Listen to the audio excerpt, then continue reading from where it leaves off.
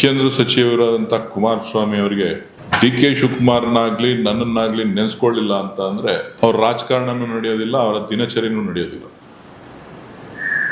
So ಹಾಗಾಗಿ ಪ್ರತಿಯೊಂದು ವಿಚಾರಕ್ಕೂ ಕೂಡ ನಮ್ಮನ್ನ ಎಳ್ಕೊಂಡು ಬರುವಂತ ಪ್ರಯತ್ನಗಳನ್ನ ಅವರು ಮಾಡ್ತಾ ಇದ್ದಾರೆ. ಇವತ್ತು ಏನು ಚನ್ನಪಟ್ಟಣವನ್ನ ತ್ಯಜಿಸಿ ಅವರು ಮಂಡ್ಯ ಲೋಕಸಭಾ ಕ್ಷೇತ್ರದಿಂದ ಗೆದ್ದೋಗಿದ್ದಾರೆ. ಸೊ ಯಾವ್ಯಾವ ಸಂದರ್ಭದಲ್ಲಿ ಅವರು ಚನ್ನಪಟ್ಟಣಕ್ಕೆ ನೀಡಿರುವಂತ ಕೆಲಸ ಕಾರ್ಯಗಳ ಬಗ್ಗೆ, ಅವರು ಮಾಡಿದಂಥ ಕಾರ್ಯಕ್ರಮಗಳ ಬಗ್ಗೆ, ಅವರು ಭೇಟಿ ಕೊಟ್ಟು ನಡೆಸಿದಂಥ ಸಭೆಗಳ ಬಗ್ಗೆ ಎಲ್ಲ ಕೂಡ ಮಾಧ್ಯಮಗಳಲ್ಲಿ ದಾಖಲೆ ಇದೆ. ತಾವೇ ಚನ್ನಪಟ್ಟಣಕ್ಕೆ ಎಷ್ಟು ಬಾರಿ ಭೇಟಿ ಮಾಡಿದ್ರು, ಏನೇನು ಕೆಲಸ ಮಾಡಿದ್ರು ಎಲ್ಲವೂ ಕೂಡ ನಿಮ್ಮ ಹತ್ರನೇ ಇದೆ. ನೀವೇ ಅದನ್ನು ಪರಿಶೀಲನೆ ಮಾಡಿ ಯಾವುದು ಸರಿ ಯಾವ್ದು ತಪ್ಪು ಅಂಥೇಳಿ ನೀವೇ ವ್ಯಾಖ್ಯಾನ ಮಾಡಬೇಕು ಅಂಥೇಳಿ ನಾನು ತಮ್ಮಲ್ಲಿ ಮನವಿ ಮಾಡ್ತೇನೆ. ಮುಂದೆ ನಮ್ಮದೇ ಸರ್ಕಾರ ಬರುತ್ತೆ ಗೊತ್ತೇ ಇರೋದಿಲ್ಲ. ಅವಾಗ ನೋಡಿ, ಜನ ನರೇಂದ್ರ ಮೋದಿ ಅವರಿಗೆ ಆಶೀರ್ವಾದ ಮಾಡಿದ್ದಾರೆ, ಕೇಂದ್ರದ ಮಂತ್ರಿ ಆಗಿದ್ದಾರೆ. ಇಲ್ಲಿ ರಾಜ್ಯದಲ್ಲಿ ಕಾಂಗ್ರೆಸ್ ಸರ್ಕಾರ ಗಟ್ಟಿಯಾಗಿದೆ. ಜನರನ್ನ, ಅಧಿಕಾರಿಗಳನ್ನ ಬೆದರಿಸುವಂಥದ್ದು ಮೊದಲಿಂದನೂ ಮಾಡ್ಕೊಂಡು ಬಂದಿದ್ದಾರೆ, ಈಗಲೂ ಅದನ್ನ ಮುಂದುವರಿಸ್ತಾ ಇದ್ದಾರೆ. ಇದು ಅವರಿಗೆ ಶೋಭೆ ತರುವಂತ ವಿಚಾರ ಅಲ್ಲ. ಸುಳ್ಳು ಹೇಳೋದನ್ನ ಸ್ವಲ್ಪ ಕಡಿಮೆ ಮಾಡಿಕೊಂಡ್ರೆ ಒಳ್ಳೇದು ಅಂತಕ್ಕಂಥದ್ದು ನನ್ನ ವೈಯಕ್ತಿಕ ಅಭಿಪ್ರಾಯ. ಸುಳ್ಳು ಮತ್ತು ಜನರನ್ನ ದಾರಿ ತಪ್ಪಿಸುವಂಥದ್ದು.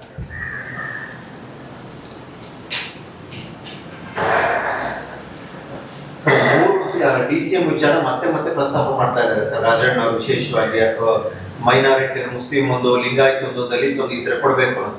ಕಾಂಗ್ರೆಸ್ನ ಯಾವ ನಾಯಕರ ಮಟ್ಟದಲ್ಲೂ ಆಗದ ಚರ್ಚೆ ಯಾಕೆ ಅವರು ಪದೇ ಪದೇ ಪ್ರಸ್ತಾಪಿಸ್ತಾ ಇದ್ದಾರೆ ಡಿಸಿಎಂ ಹುದ್ದೆ ವಿಚಾರ? ನನಗೆ ಅದರ ಬಗ್ಗೆ ಮಾಹಿತಿ ಇಲ್ಲ. ಪಕ್ಷ ತೀರ್ಮಾನ ಮಾಡಿ ಇನ್ನೂ 5 ಜನ ಮಾಡಿದ್ರೆ ಒಳ್ಳೇದು. ಡಿ.ಕೆ. ಶಿವಕುಮಾರ್ ಅವರು ದೆಹಲಿಯಲ್ಲಿ ಮಾತಾಡುವಾಗ ಸಿಎಂ ಡಿಸಿಎಂ ಅಷ್ಟೇ ನನಗೆ ಮಾಹಿತಿ ಇಲ್ಲ. ಡಿ.ಕೆ. ಶಿವಕುಮಾರ್ ಅವ್ರ ವಿಚಾರ ಅಲ್ಲ. 8 ಬಾರಿ ಗೆದ್ದಂತ ರಾಮಲಿಂಗಾರೆಡ್ಡಿ ಅವರಿದ್ದಾರೆ. 8 ವರ್ಷಗಳ ಸುದೀರ್ಘ ಪಕ್ಷಾಧ್ಯಕ್ಷರಾದಂಥ ಪರಮೇಶ್ವರ್ ಅವರಿದ್ದಾರೆ. ಕಾರ್ಯಾಧ್ಯಕ್ಷರಾದಂಥ ಸತೀಶ್ ಜಾರಕಿಹೊಳಿ ಇದ್ದಾರೆ. ಮತ್ತೊಬ್ಬ ಕಾರ್ಯಾಧ್ಯಕ್ಷರಾಗಿ ಕೆಲಸ ಮಾಡಿದಂಥ ಈಶ್ವರ್ ಖಂಡ್ರೆ ಅವರಿದ್ದಾರೆ. ಪ್ರಚಾರ ಸಮಿತಿ ಅಧ್ಯಕ್ಷರಾದಂಥ ಆಗಿದ್ದಂಥ ಹೆಬಿ ಪಾಟೀಲ್ ಅವರಿದ್ದಾರೆ. ಸೊ ಮೈನಾರಿಟಿನಲ್ಲಿ ಪ್ರಬಲ ನಾಯಕರಾದಂಥ ಜಮೀರ್ ಅಹಮದ್ ಸಾಹೇಬ್ ಇದ್ದಾರೆ. ಸೊ ಇನ್ನೂ ಯಾರು ಇದ್ರು ಒಕ್ಕಲಿಗ ಸಮುದಾಯದಲ್ಲಿ ಹಿರಿಯ ನಾಯಕರಾಗಿ ಕುಮಾರಸ್ವಾಮಿ ಇವರು, ನಮ್ಮ ಕೃಷ್ಣ ಬೈರೇಗೌಡರಿದ್ದಾರೆ. ಮಂಡ್ಯದಿಂದ ಚಲುರಾಯ ಸ್ವಾಮಿ ಅವರಿದ್ದಾರೆ. ಸೊ ಎಲ್ರಿಗೂ ಮಾಡ್ಬೋದು, ಏನು ತೊಂದರೆ. ದಿನೇಶ್ ಗುಂಡೂರಾವ್ ಅವರು ಪಕ್ಷದ ಅಧ್ಯಕ್ಷರಾಗಿ ಸೇವೆ ಸಲ್ಲಿಸಿದಂಥವ್ರು, ಬ್ರಾಹ್ಮಣ ಸಮುದಾಯಕ್ಕೆ ಸೇರಿದಂಥವ್ರು ಅವರಿದ್ದಾರೆ. 8 ಬಾರಿ ಗೆದ್ದಿರ್ತಕ್ಕಂಥ ದೇಶಪಾಂಡೆ ಸಾಹೇಬ್ರಿದ್ದಾರೆ. ಅವರು ಮಾಡ್ಬೋದು, ಇವರೆಲ್ಲರೂ ಮಾಡ್ಬೋದು.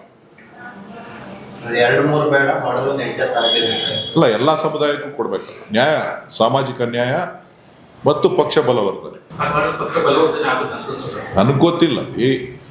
ಎಲ್ಲ ಸಮುದಾಯದವರು ಅರ್ಹತೆ ಇದೆ, ಅದನ್ನ ಪಕ್ಷದ ವರಿಷ್ಠರು ತೀರ್ಮಾನ ಮಾಡ್ತಾರೆ.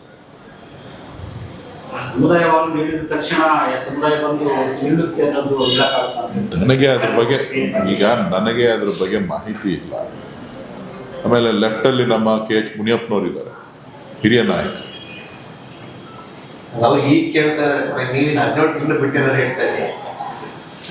ಗೊತ್ತಿಲ್ಲ.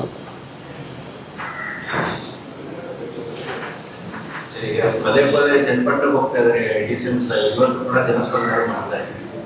ಅವರು ಓಡಾಡ್ತಾ ರೀತಿಗೆ ಎಲ್ಲ ಅವರೇ ನಿಂತ್ಬಿಡ್ತಾರೆ ಅನ್ನೋ ಚರ್ಚೆಗಳು ಶುರುವಾಗಿದೆ. ನಮ್ಮ ಅಭಿಪ್ರಾಯ ಚನ್ನಪಟ್ಟಣದಲ್ಲಿ ಯಾರು ಅಭ್ಯರ್ಥಿ ಆಗ್ಬೇಕು?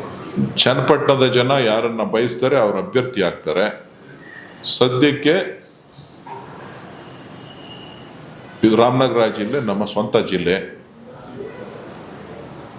ಪಕ್ಷದ ಅಧ್ಯಕ್ಷರಾಗಿ, ಉಪಮುಖ್ಯಮಂತ್ರಿಗಳಾಗಿ ಅವ್ರ ಮೇಲೆ ಜವಾಬ್ದಾರಿ ಇದೆ. ಸೊ ಉಪಚುನಾವಣೆ ಬರೋದ್ರಿಂದ, ಜೊತೆಗೆ ಆ ಕ್ಷೇತ್ರದಲ್ಲಿ ಯಾರು ಶಾಸಕರು ಇಲ್ಲದೆ ಇರೋದ್ರಿಂದ ಅಲ್ಲಿಯ ಕಾರ್ಯಕರ್ತರು, ಸಾಮಾನ್ಯ ಜನ ಸಾಕಷ್ಟು ಅಹವಾಲುಗಳನ್ನು ಕೊಡ್ತಾ ಇದ್ದಾರೆ. ನಮಗೆ ಈ ಕೆಲಸ ಆಗಬೇಕು, ನಮ್ಗೆ ಆ ಕೆಲಸ ಆಗಬೇಕು ಅಂತೇಳಿ ಬೇಡಿಕೆಯನ್ನು ಇಡ್ತಾ ಇದ್ದಾರೆ. ಹಾಗಾಗಿ ಸ್ವತಃ ಉಪಮುಖ್ಯಮಂತ್ರಿಗಳೇ ಭೇಟಿಯನ್ನು ಕೊಡ್ತಾ ಇದ್ದಾರೆ.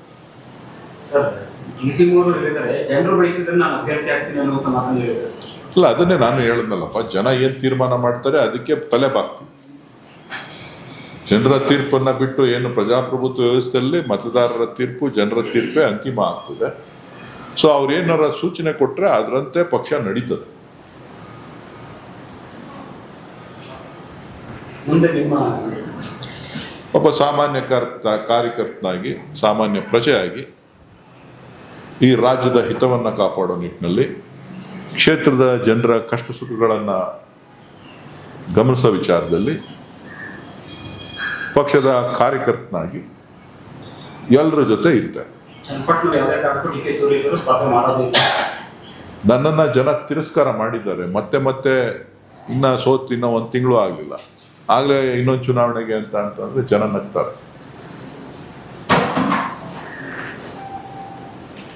ನಾಳೆ ಜನರಿಗೆ ಬಯಸಿದ್ರೆ ನೀವು ನಿಂತ್ರೆ ಜನ ಹೇಳ್ತಾರೆ, ನಾವು ಮನಸ್ಥಿತಿ ಇರಬೇಕಲ್ಲ. ಈಗ ಜನ ತಿರಸ್ಕಾರ ಮಾಡಿದ್ದಾರೆ. ಸೊ ರೆಸ್ಟ್ ತಗೊಳ್ಳಿ ಅಂತ ಹೇಳಿದ್ದಾರೆ. ಬೇರೆಯವ್ರ ಕೆಲಸ ಮಾಡಲಿ ಅಂತ ಹೇಳಿದ್ದಾರೆ. ಬೇರೆಯವ್ರ ಕೆಲಸ ಮಾಡಲಿ, ನಾವು ಅವ್ರಿಗೆ ಸಹಕಾರ ಕೊಡೋಣ. ಪಟ್ನ ಜನ ಬಂದು ಕರೆದ್ರೆ ಬರ್ತೇವೆ. ಚನ್ನಪಟ್ಟಣಕ್ಕೇನು ಜನ ಕರೆಯೋದು, ನಮಗೆ ನಮ್ಮ ಸ್ವಂತ ಜನ. ನಾವು ಮೊದಲಿಂದನೂ ಒಡನಾಟವನ್ನು ಚನ್ನಪಟ್ಟಣದಲ್ಲೂ ಕೂಡ ಇಟ್ಕೊಂಡಿದ್ದವರು. ಸೊ ಈ ಬಾರಿ ವಿಶೇಷವಾಗಿ ಚುನಾವಣೆಯಲ್ಲಿ ಒಳ್ಳೆಯ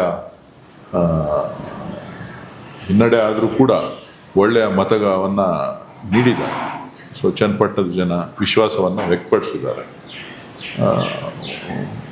ಸೊ ಹಾಗಾಗಿ ನಾವು ಅವರ ಶಾಸಕರಿಲ್ಲದೇ ಇರುವಂಥ ಸಂದರ್ಭದಲ್ಲಿ ಸರ್ಕಾರ ಆ ಕ್ಷೇತ್ರದ ಜವಾಬ್ದಾರಿಯನ್ನು ತೆಗೆದುಕೊಂಡು ಅಭಿವೃದ್ಧಿಪಡಿಸಬೇಕಾದ್ದು ಸರ್ಕಾರದ ಕೆಲಸ.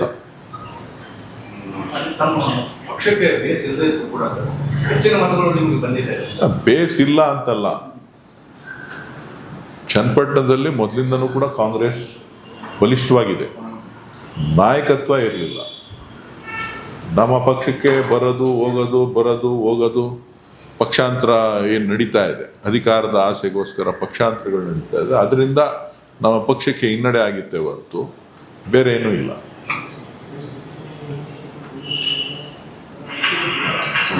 ಸರ್, ನಿಮ್ಮ ಲೀಡ್ ಕೊಟ್ಟಿದ್ದಾರೆ, ಜನ ಈಗ ಕರೆದ್ರೆ ಏನು ಹೋಗ್ತೀರಾ? ಹೇಳಿದ್ನಲ್ಲ, ನಾನು ರಿಜೆಕ್ಟ್ ಮಾಡಿದ್ದಾರೆ ಅಂತ. ಮನಸ್ಸನ್ನು ಬದಲಾಯಿಸ್ತೀರಾ ಸರ್ ಜನರಿಗೋಸ್ಕರ ಸರ್ ಅಂತ ಸಂದರ್ಭ? ಅಯ್ಯೋ, ನಿಮ್ಮ ಮಾಧ್ಯಮಗಳು ನೋಡಿ ನನಗೂ ಸಾಕಾಗುತ್ತೆ. ನಿಮ್ಮ ಕಡೆ ಹೋಗೋದು ಬೇಡ. ಸರ್, ಈಗ ಶಿವಜೀವನ ಪ್ರಕರಣದಲ್ಲಿ ಮತ್ತೆ ನೋಡ್ರಿ, ಅದು ದೇವೇಗೌಡರ ಕುಟುಂಬ, ಇಡೀ ಮಾಜಿ ಪ್ರಧಾನಮಂತ್ರಿಗಳ ಕುಟುಂಬ. ಅವ್ರ ಬಗ್ಗೆ ನೀವು ಯಾರು ಮಾತಾಡಬೇಡಿ. ನಾವು ಮಾತಾಡಿದ್ರೆ ತಪ್ಪಾಗ್ತದೆ. ಸೊ ರಾಜ್ಯದ ಜನ ಗಮನಿಸ್ತಾ ಇದ್ದಾರೆ, ಕಾನೂನು ಕ್ರಮ ತಗೊಳ್ತದೆ. ನನ್ನ ಕುಟುಂಬದವರ ಷಡ್ಯಂತ್ರ ಮಾಡಿದರೆ ಯಾರಿದ್ದಾರೆ ಹಿಂದೆ ಗೊತ್ತು, ನಾವು ಓಡೋಗಲ್ಲ, ಅವರಿಗೆ ಉತ್ತರ ಕೊಡ್ತೀವಿ.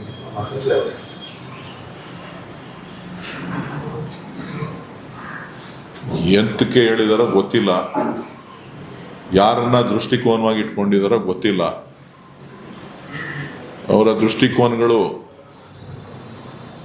ಬಹುಶಃ ಅವರ ರಕ್ಷಣೆಗೋಸ್ಕರ ಬೇರೆಯವ್ರ ಮೇಲೆ ಹೇಳೋದು ಅಭ್ಯಾಸ ಆಗಿದೆ. ಬೇರೆಯವ್ರನ್ನ ಬೊಟ್ಟು ಮಾಡಿ ತೋರಿಸಿ ಬೇರೆಯವ್ರನ್ನ ಇದು ಕೇಳಿಕೊಂಡು ಅವರ ರಕ್ಷಣೆ ಪಡ್ಕೊಳ್ಳೋದಕ್ಕೆ ಮಾಡುವಂಥ ಒಂದು ಕೆಲಸ. ಗ್ರಾಮಾಂತರ ಕ್ಷೇತ್ರಕ್ಕೆ ತಮ್ಮ ಸೇವೆ ಮುಂದೆ ಸಾಮಾನ್ಯ ಪ್ರಜೆಯಾಗಿ, ಸಾಮಾನ್ಯ ಕಾರ್ಯಕರ್ತನಾಗಿ ಓಡಾಡ್ಕೊಂಡಿರ್ತೀವಿ.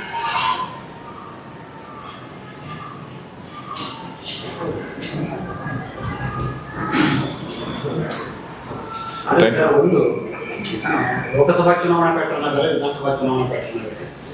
ನಿಮಗೆ ಬೆಂಗಳೂರು ಗ್ರಾಮಾಂತರದಲ್ಲಿ ಒಟ್ಟಾಗಿ ವಿರೋಧಿಗಳೆಲ್ಲ ಒಟ್ಟಾಗಿ ಕೆಲಸ ಮಾಡಿ ಸೋಲಿಸುವಂತ ಪ್ರಯತ್ನ, ಚನ್ನಪಟ್ಟಣದಲ್ಲೂ ಅದೇ ರೀತಿಯ ಪ್ರಯತ್ನಗಳಾಗುತ್ತೆ ಅಂತ ಏನಾದ್ರು? ಯಾಕಂದ್ರೆ ಸುದ್ದಿ ಚುನಾವಣೆ ಬಂದಾಗ ಮಾತಾಡೋಣ. ಈಗ ಸದ್ಯಕ್ಕೆ ಖಾಲಿ ಇದೆ.